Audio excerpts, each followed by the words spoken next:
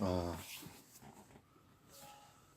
우리가 오늘은 하나님 앞에서 기독교 절기상으로 종려주일입니다. 예수님께서 예루살렘으로 입성하시던 그날을 기념하기 위해서 그 예루살렘의 많은 백성들이 자신의 옷과 또 종려나무 가지를 꺾어서 예수님이 가시는 그 길 앞에 놓았던 그날을 기념하는 날입니다. 그리고 오늘부터 한 주간 우리는 고난주간이라고 하는 절기를 지킵니다. 그 기간을 통해서 예수님께서는 자신이 그 십자가로 한 걸음 한 걸음 가셨던 그 날들을 우리는 지금 기억하면서 우리가 그 길을 온전히 이해할 수는 없지만 조금이라도 이해하기 위해서 노력하며 또 우리가 그 고난 가운데 함께 동참하면서 예수님의 마음을 알아가는 그러한 날들입니다. 보통 교회들은 이맘때에 특별 새벽 예배를 드리기도 하죠. 오늘 우리는 이 종료주를 맞이하여서 예수님께서 자신의 사역을 마무리 짓기 위해서 예루살렘으로 가시는 그 길 위에서 우리는 말씀을 오늘 받으려고 합니다. 예루살렘으로 가는 그 길 위에서 오늘 말씀이 바로 예수님께서 그 자신의 마지막 그 십자가를 향해서 가시는 그 길 위에서 제자들과 말씀을 나누는 것입니다. 예수님이 가시는 그 길, 이것은 영원 전부터 이미 정해졌던 일이었습니다. 우리는 이 일을 십자가 사건이라고 부르는데, 그리고 예수님은 이 사건을 이루기 위해서 이 땅에 인간의 육신으로 오신 것입니다. 예수님은 이제 지난 3년 동안 자신을 따르고 있는 제자들에게 자신이 이 땅에 오신 그 분명한 이유에 대해서 말씀을 전하고 계십니다. 그것도 우리가 총 3번에 걸쳐서 자신의 죽음과 부활에 대해서 말씀을 하시는 것을 볼 수 있습니다. 근데 문제는 무엇이냐면 제자들이 예수님의 이 말씀을 이해하지 못하는 것이에요. 잘 모른다는 것입니다. 예수님께서 몇 번에 걸쳐서 나의 사역이 죽으러 가는 이 십자가의 사역이고 곧 나는 부활할 것이라는 말씀을 전함에도 불구하고 제자들이 이해를 하지 못합니다. 첫 번째로 예수님께서 자신의 죽음에 대해서 예언하셨던 부분이 어디냐면 마태복음 16장 21절에 있는 부분입니다. 가이사라 빌립보에서 하신 말씀인데 그곳에서 예수님은 제자들에게 사람들이 인자를 누구라 하느냐고 물으십니다. 제자들은 예수님에게 세례 요한, 더러는 엘리야, 어떤 이는 예레미야나 선지자 중에 하나라고 대답을 합니다. 그리고 예수님이 다시 제자들에게 너희는 나를 누구라고 하느냐라고 물으시죠. 이때 너무나도 유명한 베드로의 고백이 이어집니다. 주는 그리스도시요 살아계신 하나님의 아들이시니이다. 아주 멋진 대답을 하죠. 예수님께서 그에게 칭찬과 함께 베드로라고 하는, 즉 반석이라고 하는 이름을 주십니다. 축복을 더해 주십니다. 베드로의 답변은 베드로가 가장 먼저 대답을 하여서 예수님에게 아주 큰 칭찬을 듣게 됩니다. 사실 다른 제자들도 베드로와 비슷하게 생각을 하고 있었을 것입니다. 그러나 베드로가 그 성격상 가장 먼저 대답함으로 인해서 예수님의 칭찬을 가장 많이 듣게 됩니다. 또한 다른 제자들이 아직 예수님에 대해서 완전한 확신을, 그가 그리스도이시고 우리의 구원자라는 완전한 확신이 없이 긴가민가 하는 가운데 있을 때에 베드로는 분명한 확신을 가지고 이 대답을 하였던 것입니다. 그런데 이 대답에는 하나의 문제가 있습니다. 아니, 대답 자체는 정답이었지만 제자들과 베드로는 이 답이 가지고 있는 의미를 제대로 알지 못하였던 것이 문제입니다. 예수님께서 그리스도의 사역은 죽기 위한 사역이었다고 얘기합니다. 그러나 제자들은 그리스도의 사역이 이 땅에서 억압과 고통 속에서 유대인들을 구원하시고 하나님이 통치하시는 실제적인 나라를 세우고 하나님의 영광을 나타내는 것이라고 생각을 하였습니다. 그리스도라는 같은 명사를 사용하고 있지만 제자들이 사용하는 그리스도와 또 예수님이 사용하는 그리스도는 분명히 그 뜻이 달랐던 것을 알 수 있죠. 예수님은 비록 베드로의 대답을 듣고 그를 칭찬하였지만 그들의 그 잘못된 생각을 이제는 바로 잡아야겠다라고 생각을 하십니다. 왜냐하면 이제는 정말로 예수님께서 그리스도로 살아가는 이 땅의 마지막 사역이 얼마 남지 않았기 때문이죠. 십자가의 죽음이 얼마 남지 않았기 때문입니다.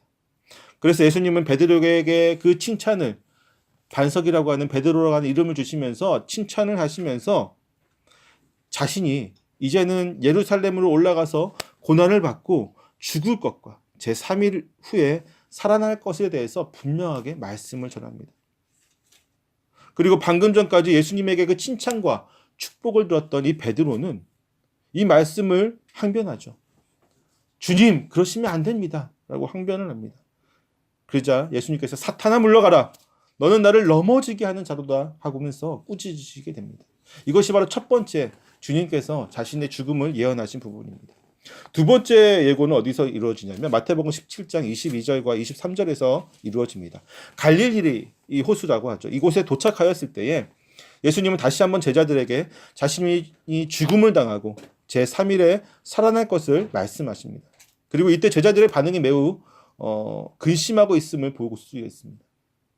이것을 근심하다라는 이 말을 헬라어 원어로 보게 되면 매우 깊은 아주 깊은 그 슬픔에 빠졌다라고 볼 수 있습니다. 그들은 왜 지금 근심하고 아주 슬픈 그 감정에 빠지게 되었을까요? 자신이 사랑하는 스승의 죽음 때문에 깊이 슬퍼하는 것일까요? 아니면 자신들의 바램, 자신들의 소망과는 너무나 다른 말씀을 하고 계시는, 자신들의 소망은 예수님께서 이 땅의 정치자가 되셔서, 위정자가 되셔서 이 예루살렘 민족들이 로마의 억압에서 벗어나고 모든 민족들을 위해서 주님의 나라를, 하나님의 나라를 이 지상에 세우는 것으로 생각하고 있는데 굳이 주님께서 죽는다고 하시니까 자신들의 소망이 어그러졌던 그것을 지금 그들이 슬퍼하고 있을까요? 본문에서 그 부분에 대해서는 자세하게 나오진 않지만 우리가 그 다음을 보면 알 수 있습니다. 세 번째 예고인데요. 유대 지경, 예루살렘으로 가는 길 위에서, 바로 오늘의 본문입니다. 예수님은 유대로 넘어와서 본격적으로 예루살렘으로 가는 길 위에 오르시게 됩니다. 가는 길에 여리고를 거치고 또 예루살렘으로 들어가게 되는 것이죠. 오늘 본문은 바로 예루살렘으로 가는 중에 예수님이 마지막으로 자신의 죽음과 부활에 대하여 제자들에게 하신 말씀입니다. 그런데 다음 절을 보게 되면 우리가 읽진 않았지만 그때에 라고 나오죠. 20절 보게 되면 그때에 세베대의 아들 어머니가 등장을 하게 됩니다. 즉 야고보와 요한이라고 하는 예수님의 두 제자의 어머니가 예수님께로 와서 청탁이라는 것을 하게 됩니다. 그것은 바로 예수님이 이 백성을 구원하시고 나라를 통치하실 때에 자신의 두 아들, 즉 야고보와 요한을 예수님의 좌편과 우편에 앉게 하여 달라라는 그런 부탁을 하게 됩니다. 즉 무슨 얘기냐면요. 예수님께서 이제 얼마 후면 며칠 후면 예루살렘으로 들어가실 텐데 그러면 예수님께서 이 나라의 권력을 잡지 않겠습니까? 그때에 우리 두 아들이 한 명은 좌정승, 한 명은 우정승, 권력의 2인자와 3인자가 되게 하여 주시옵소서라고 청탁을 넣고 있는 거죠.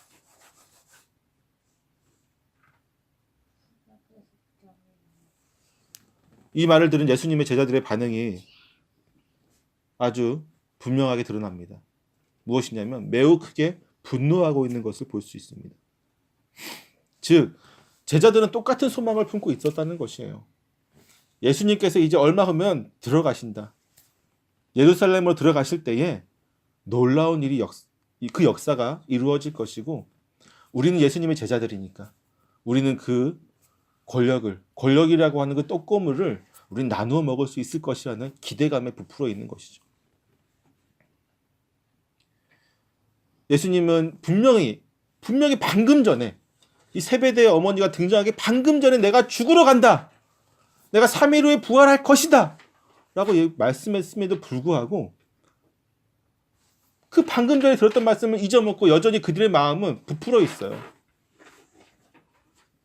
이러한 제자들의 모습을 보면서 이 죽음으로 가기 위해서 예루살렘으로 가고 있는 예수님의 마음은 어땠을 것 같습니까?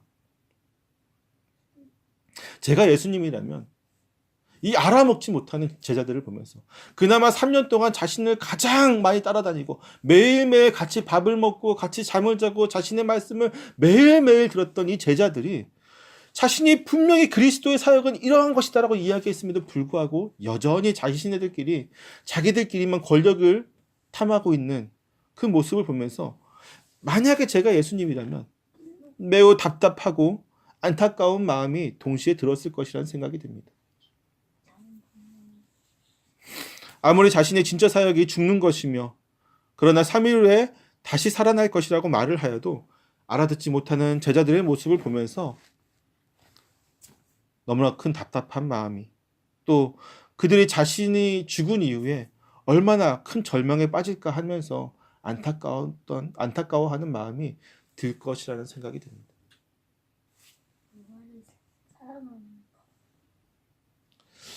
예수님은 분명하게 말씀하십니다. 자신이 이 땅에 온 사역은 죽기 위한 것이다. 예수님은 죽기 위해서 이 땅에 오셨습니다. 로버트 하인리라고 하는 사람은 이렇게 얘기를 합니다. 인생의 최대 역설은 살아서 빠져나오는 사람이 거의 없다는 점이다. 우리의 인생은 날마다 조금씩 죽음을 향해서 달려갑니다.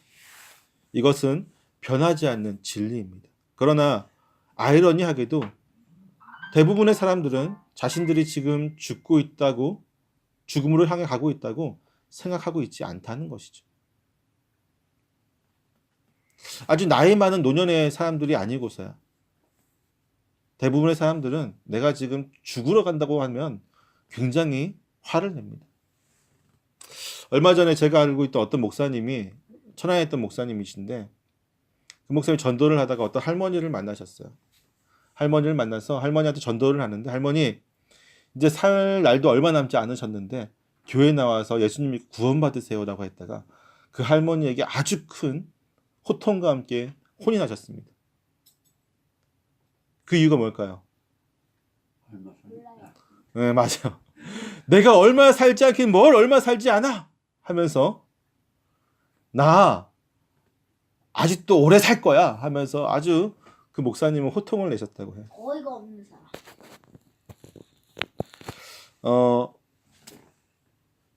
우리는 내가 죽을 거라고 생각하면서 사는 사람은 아무도 없습니다. 아마 이 땅에서 조금이라도 더 많이 사는 것을 소망하고 있을 것입니다. 어느 누가 자신을 지금 죽음을 향해 달려가고 있다라고 생각한다면 그 사람은 아마도 굉장히 큰 우울증에 빠져 있거나 큰 절망과 시련 가운데, 실망 가운데 있는 사람일 것입니다. 그 외에는 어느 누구도 죽음을 반가워하거나 즐거워하지 않습니다. 그러나 예수님이 우리의 인생과 다른 점은 그분이 이 땅에 동정녀 마리아의 몸으로 태어나신 그 순간부터, 이 땅에 잉태되시고 태어나신 그 순간부터 자신이 어떻게 죽게 될 것을 분명히 인지하고 계셨다는 점이죠. 우리는 앞으로 살야만, 인간이라고 하는 우리는 앞으로 살 날에 대해서만 생각한다면 예수님은 그 태어난 그 순간부터 자신이 어떻게 죽을 것이고 어떻게 이 땅에 사역할 것을 분명히 인지하고 알고 계셨다는 점입니다. 단순히 십자가에 달려 죽는다는 것을 아신 것이 아니라 그것이 어떠한 의미를 가지고 있는지도 분명히 그분은 알고 계셨다는 것이죠. 결론적으로 말하면 예수님은 이 땅에 태어난 그 순간부터 죽기 위해서 살아오신 것입니다. 하지만 아무리 예수님이라고 하더라도 어느 날 어떻게 죽을지를 알고 그것을 온전히 실행하기 위해서 살아간다는 것은 사실 매우 고통스러운 일이었을 것입니다. 왜냐하면 예수님은 하나님이시기도 하지만 그분은 인간이기도 하셨기 때문입니다. 하나님으로서 예수님은 분명 자신의 죽음으로 인해서 이루어질 그 놀라운 구원의 역사들을 생각하면서 기뻐하였을 것입니다. 그러나 인간으로서의 예수님은 그 마음이 매우 괴로웠을 것입니다. 이 신성을 지니신 예수님의 죽음은 인간인 우리의 죽음과는 본질적으로 다른 죽음이기 때문이죠.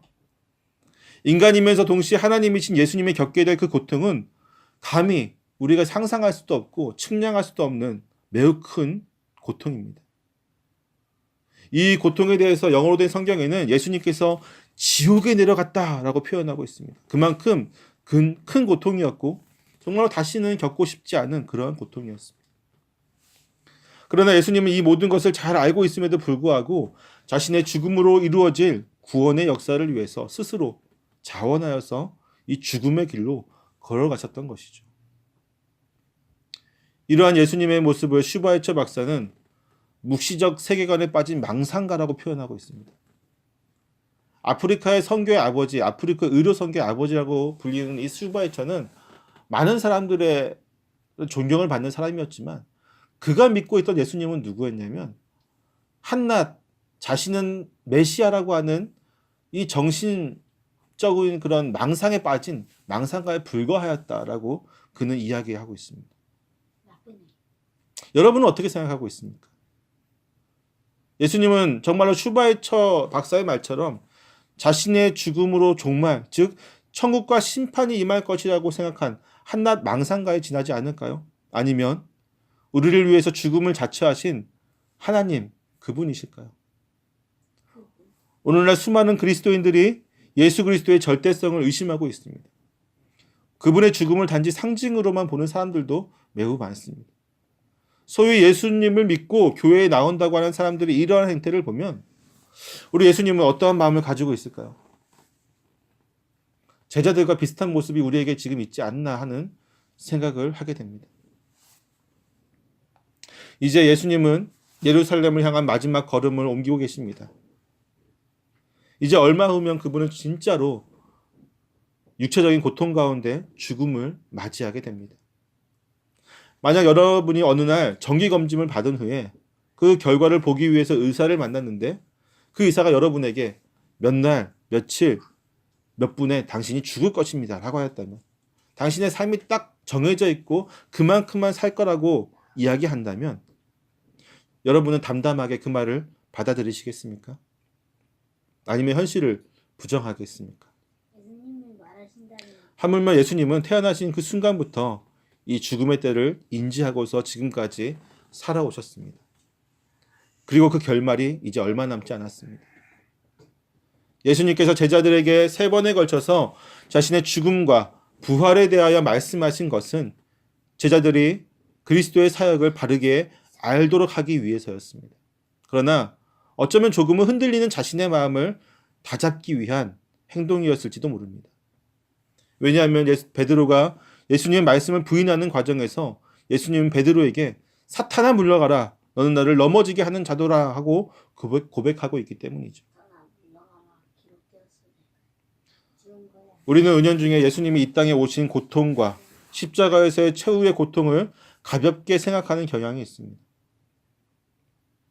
물론 겉으로는 우리가 그분의 희생이 얼마나 위대한 것이며 큰 고통 가운데 우리를 위해서 돌아가셨다고 말은 하지만 우리도 모르게 마음 깊은 곳에서 예수님이니까 그분은 하나님이시니까 당연히 이러한 고통을 다 감당할 수 있을 거라고 하는 그러한 마음을 품고 있습니다. 그러나 예수님이라고 이 고통이 당연한 것은 아닙니다. 예수님이 우리의 죄를 위해서 대신 죽으실 수 있는 전제 조건이 있었습니다. 그것은 바로 예수님이 완전한 인간이셔야만 한다는 것이죠.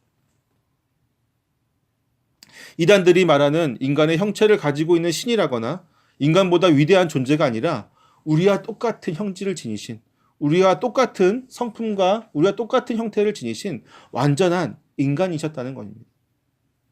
그분은 우리와 똑같이 먹고 마시며 똑같이 대화를 나누고 희노애락을 느끼며 무엇보다도 우리가 느끼는 것과 똑같은 의미에서 우리가 느끼는 것보다 더 훨씬 끔찍한 고통을 느끼시는 분이라는 것이죠.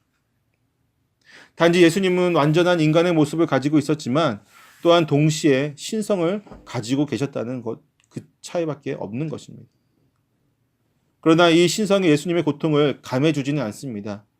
오히려 이 신성으로 인해서 예수님의 고통은 한층 더 가일층되었을 것입니다. 왜냐하면 신성이 인간의 세상에 있다는 것 자체가 바로 고통이기 때문이죠. 여러분 한번 상상을 해보십시오. 여러분이 저 바퀴벌레를 너무나도 사랑한다고 생각해 보십시오. 어느 날 여러분이 집안에 있는 바퀴벌레를 봤어요. 그런데 이 바퀴벌레가 사는 모습을 보니까 너무나도 안타까운 거예요. 너무나도 안타깝고 이들의 형태를 보니까 곧 멸망할 것 같아요. 너무나도 안 좋은 곳에 살고 있어요. 내가 저들을 구원해야 되겠다라고 생각하는 마음이 들었는데 방법은 하나밖에 없는 거죠. 내가 바퀴벌레가 돼야 돼요. 인간의 말을 아무리 해봤자 그들이 알아듣지 못하니까 바퀴벌레가 되어야 되겠죠. 자, 그렇다면 내가 몸은 바퀴벌레가 됐어요. 몸은 바퀴벌레가 됐는데 이 정신은 어디예요? 정신은 인간의 정신을 갖고 있다고 생각해 보세요.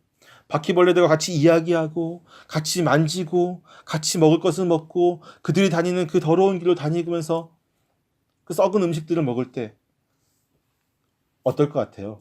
슬퍼요. 고통스러워요. 힘들겠죠. 하물며 하나님과 인간은 인간과 바퀴벌레보다 더 큰 차이가 있다는 것입니다. 하나님이신 그분이 인간의 육신을 입었다는 것 자체가 매 순간마다 고통이었을 거예요. 그분의 주위에 있는 많은 이들이 하나님을 믿고 또 예수님을 따라다니지만 그들의 생각도 예수님은 이미 다 알고 계시잖아요. 그들이 어떠한 생각으로 나를 따르고 계시는지 그들의 속마음까지도 알고 계세요. 또한 그들이 모습을 보면서 물론 하나님께서 안타까워하고 그들을 사랑하고 긍휼히 여기시는 마음이 있었겠지만 인간의 육신으로 오신 그 순간부터 매 순간, 매 초, 매분, 매 초마다 예수님께서는 고통이었을 것이라는 겁니다.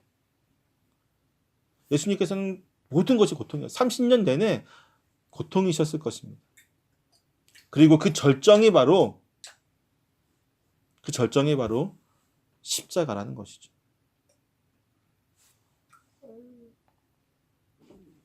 여러분, 이 죽음은 누구를 위한 죽음입니까? 누구를 위한 죽음이죠? 하나님. 우리를 위한 죽음입니다. 우리를 위해 받으신 고통이며 우리를 위해서 받으신 사형 선고인 것입니다. 이것은 부인할 수 없는 예수님의 참 사랑이면서 예수님의 값없이 주신 은혜의 선물입니다. 우리는 이 죽음 앞에서 어떠한 변명도 해서는 안 될 것입니다. 오직 순종만이 예수 그리스도의 희생 앞에서 우리가 할 수 있는 가장 최선의 행동일 뿐입니다. 우리를 위해서 하늘에서 내려오신 그 하나님, 인간의 육신으로 고통을 당하신 그분, 그리고 그 죽음으로 향해 달려가신 그분 앞에서 우리는 온전히 순종해야만 합니다. 근데 중요한 것은 이 예수님의 사역이 죽음으로 끝나는 사역이 아니라는 것이죠. 만약에 예수님이 이 죽음으로 인해서 사역이 끝나게 되었다면 우리는 그 예수님을 단지 존경을 할 수 있겠지만 신앙의 대상이 될 수는 없었을 것입니다. 그분은 부활을 통해서 이 구원을 완성하십니다.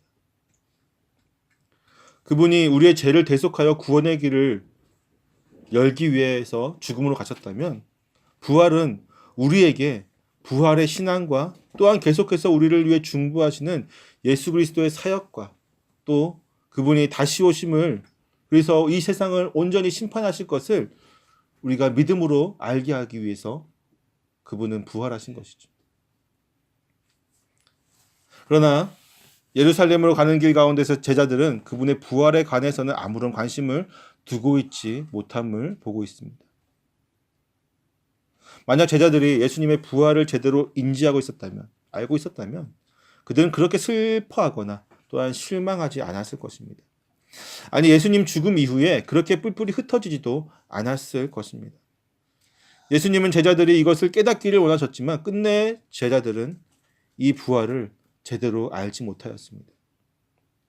그것이 그들의 한계이면서 동시에 우리들의 한계는 아닌가라는 생각을 해봅니다. 제자들은 이제 곧 예루살렘에 들어가면 예수님이 권력을 잡으시고 자신들이 그 옆에 함께 영광을 누릴 것이라는 생각으로 예수님의 부활, 그것을 깊이 생각하지 않고 있습니다. 그리고 우리 역시도 예수 그리스도를 통해서 얻게 될 복에만 집착한 나머지 그분이 다시 오셔서 이루실 심판과 그가 받으실 영광에 대해서는 애써 무시하고 살아가는 것이 현대의 많은 그리스도인들입니다. 사실 우리의 신앙은 죽음에 들어가신 예수님을 믿는 것이 아니라 부활하신 그 예수님을 믿는 것입니다. 만약 그분의 죽음으로 모든 사역이 끝났다면 우리는 그분을 온전히 신뢰하지 못하였을 것입니다. 기념의 대상이 되었을지언정 신앙의 대상은 될 수 없다는 것이죠. 그러나 우리는 그분을 우리의 분명한 신앙의 믿음의 대상으로 여기고 있습니다. 그것이 예수님이 사망의 권세를 이기시고 부활하셨기 때문입니다. 그리고 지금은 하나님 보좌 우편에 앉아 계시기 때문이죠. 우리가 지금 예수님을 믿음의 대상으로 놓고 있는 것은 그분이 지금도 우리를 위해서 사역하고 계시기 때문입니다. 이제 결론을 맺겠습니다. 예수님은 이 땅에 왜 오셨습니까? 우리 28절 말씀을 한번 보겠습니다.